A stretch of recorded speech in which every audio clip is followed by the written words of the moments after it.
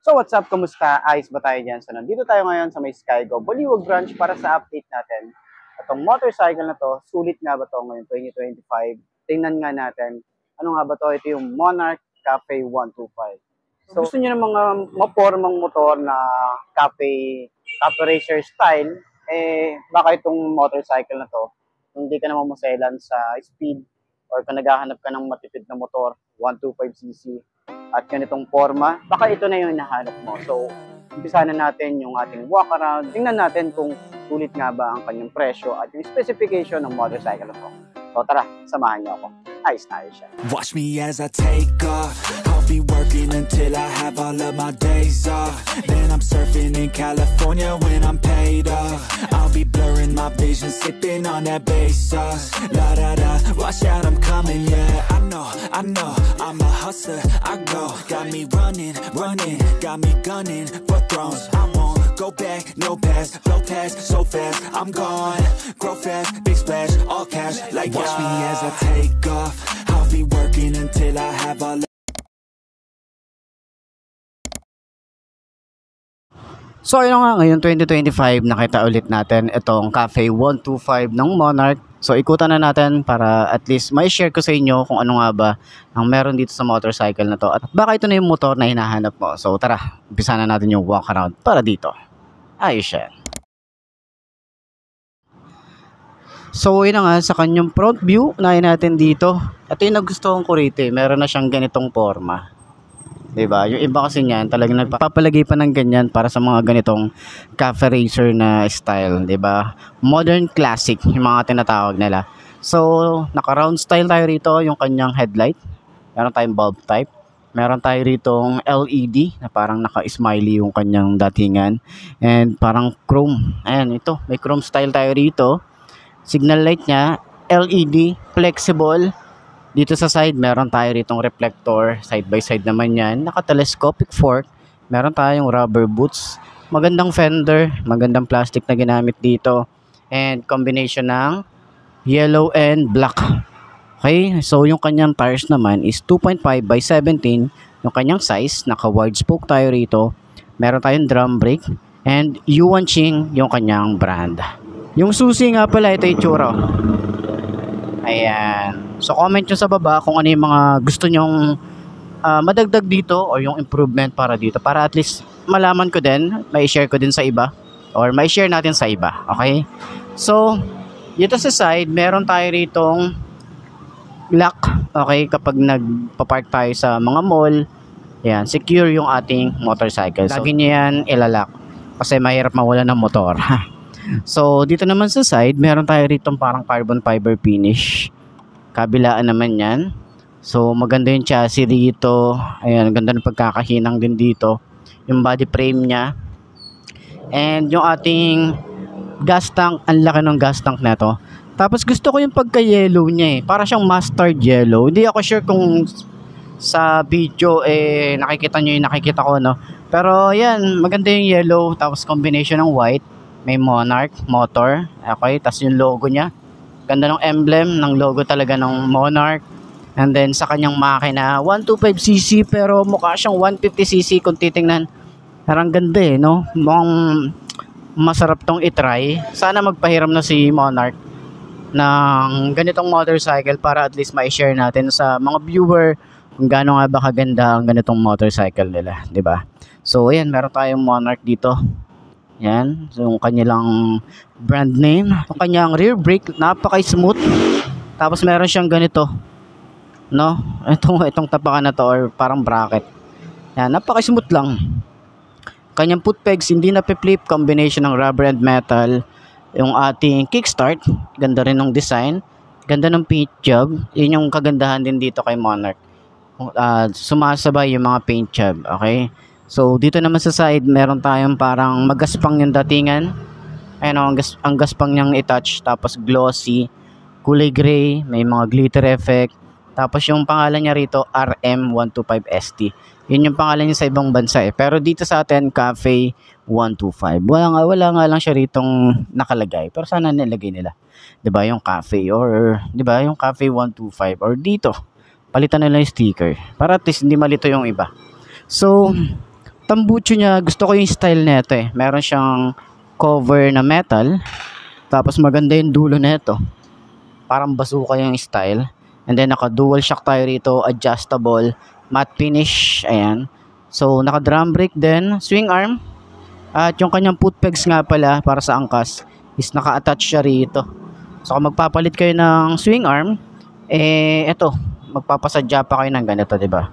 So yun lang naman, okay? So yun na nga, dito naman sa likod is naka-wide spoke din. Yuanqing yung brand, maganda yung style ng kanyang tires. Tapos yung size dito ay 3x17. Yan. So sa upuan, isa pa sa mga nagustuhan ko rito, tamang-tama yung combination niya. Pang classic yung kanyang design dito. Ayan o. 'Di ba? So, may mga stitches din yan. Okay, sobrang lambot din ng upuan. You know. Tapos sa kanyang gas tank, meron siyang kulay white dito. 'Di ba? Okay, 'di ba? So, meron tayong grab bar. Pag-aangkas tayo, dito tayo hawak. Okay? So, ang pangit niyang lagyan ng top box kung ilalagyan ng top box. Parang mawawala yung kapugian niya. Yung ating taillight is naka-LED rin, pero masyadong malaki to. Mas gusto ko yata na mas maliit lang siya, tapos LED. 'Di ba? Parang ano lang. Ito, sobrang laki niya para dito sa motorcycle. Pero para sa akin, babawasan ko siya ng konti. So ayun, yung signal light niya flexible din, LED rin. May plate light tayo rito, lagayan ng plate. Ayan, parang may carbon fiber finish pa nga rito. And may chain cover tayo rito. Sprocket size is 38. Ayan, 38T. Tapos naka single head shifter tayo rito. And yung kanyang gear position ay 1 down, 4 up. So 5 speed ang isang to. Ayan. So wala rin tayo rito ang side stand kill switch. So sana maglagay sila, no? Para at least additional features para dito sa motorcycle na to. So sa kanya namang handlebar is naka-upright position tayo rito. Meron tayong USB charging port. Ayan, para sa mga long ride natin, hindi tayo mag-worry na malobat yung ating mga gadget. Okay? So gusto ko rito yung itsura ng kanyang panel gauge. Meron tayong digital and analog na combination. So speedometer, odometer, and ignition. Simple lang. Pero yung kanyang handlebar dito, ganda. So ganda rin ng finish.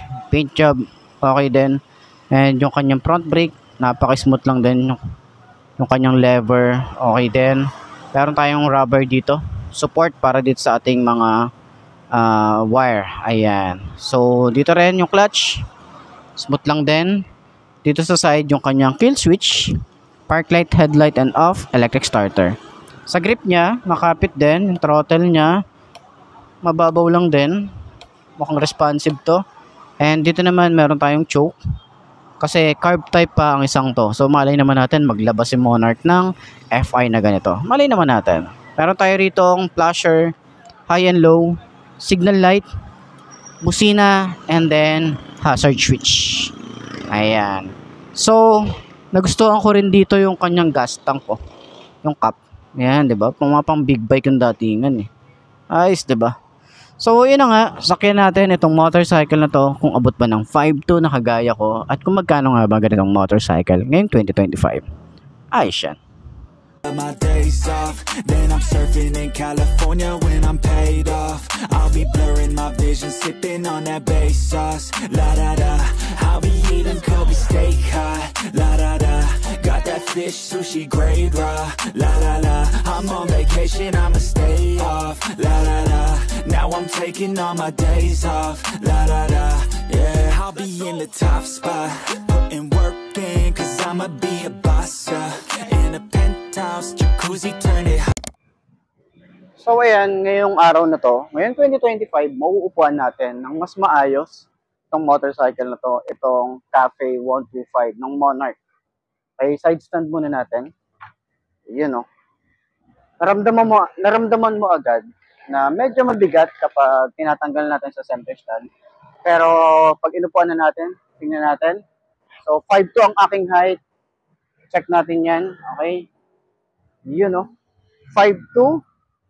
Naka-boots tayo, pero hindi naman ganun ka-taas yung boots natin. So, napansin natin dito, yung ganda ng upuan, sobrang lambot. Gusto ko yung ganito, lalo na kapag maglo-long ride ako, ganito kalambot yung gusto ko kapag nag-long ride. Short ride, okay lang din naman. Tapos, sa kanyang shock, ganda ng shock, oh. Turning radius, sobrang lawak ng turning radius niya. Ayan. Tapos, medyo sub-sub ng konti, pero kapag may angkas na tayo rito, ano na siya, papantay na siya. Kaya hindi tayo masyadong hirap dito, di ba? So, sa shock naman sa likod, hindi ko masyadong ramdam. Medyo natitigasan ako. Pero, dito sa harap, all goods, di ba? So, parang sa lahat ng mga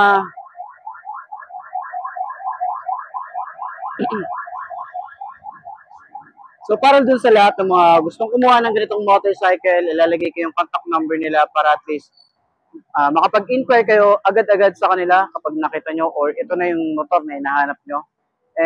At least, rekta na kayo sa kanila. So, ayun nga. Sana nakatulong tong video na to. Kung naghahanap ka ng ganitong motorcycle, ito na yun. Ngayon 2025, bili ka na ng bagong motor. So, center stand pa rin natin. Kung gaano nga ba siya kadali. Madali lang naman i-center stand nyo. Oo, di ba? Madali lang i-center stand kapag mga ganito. Ayos. So, ayun ang mga best, no? Sa lahat ng mga nagtatanong kung magkano nga ba ang ganitong motorcycle, ito ay nagkakahalaga ng 52,000 para sa kanyang cash or sa SRP niya. At para naman dun sa kanyang hulugan, kung kukuha kayo ng hulugan, papakita ko na lang din dyan ang kanilang down payment, yung terms nila, at yung rebate nila. So, sa tingin nyo, sulit nga ba ang presyo nito ngayong 2025? Baka ito na yung hinahanap mong motorcycle, di ba? Baka pasok yan sa budget na hinahanap mo.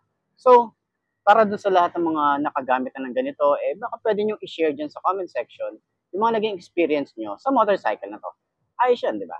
O nga pala, meron nga pala silang promo ngayon na kapag bumili ka ng ganitong motorcycle, meron tayong libreng helmet. Ayan, half face helmet. May tatak ng Monarch. Ayan, may Monarch sa likod. Ayan ang itsura. Okay, yan. Meron tayong libreng half-face helmet. Yan. So, gumamit tayo ng helmet para at least iwas huli. Ayan, di ba? So, mukhang quality nito naman. Ayan, itsura niya. Okay. So, yan ang previous nila. Ngayong 2025, meron silang libreng helmet. Okay. Ayos. So, ayun nga mga boss, no? Ito na ba ang motor na babali sa'yo? Kung ito na nga, ay markahan mo na yan at mag-subscribe ka na sa aking YouTube channel. Click mo na rin yung notification bell para updated ka sa lahat ng videos na upload natin. Dito araw-araw, so laging tatandaan wala sa brand ng motor ang itatagal yan. Hindi na sa pag-aalaga mo yan, tatagal yan, ayos na ayos yan. So, kita-kita na lang ulit tayo bukas. I'm Mark D. Ciao. Maraming salamat sa inyo. Babush. Aha. Yeah, I just wanna blow up